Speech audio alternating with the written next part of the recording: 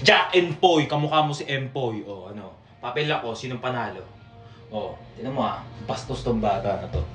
Tinan mo malamang sa malamang iniisip mo na naman ngayon. Luluan dahil lamig, lamig. Dahil nabagyo. Palagyan natin tama yung naisip mo, luluan. Pero, wala kang ganun. Isipin mo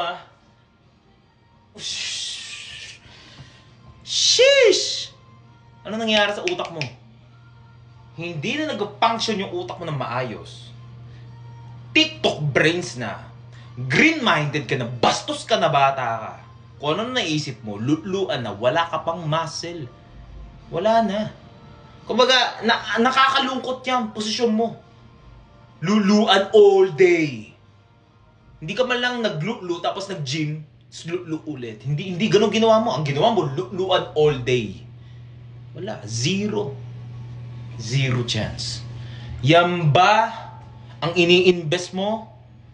Magkalat ng mga scrotum kung saan-saan? Nice investment. Kaya wala nagkakagusto sa'yo. Kaya wala nai-inlove sa'yo.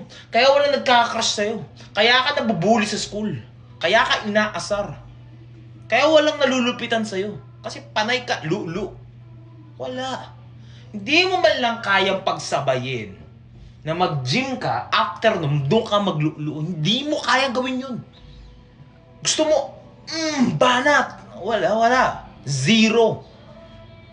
Kumbaga worms ka, wala kang chance na maging malupit. Never ka magiging astig. Never ka magiging best version kapag ganyan ginagawa mo. Wala kang invest sa sarili mo.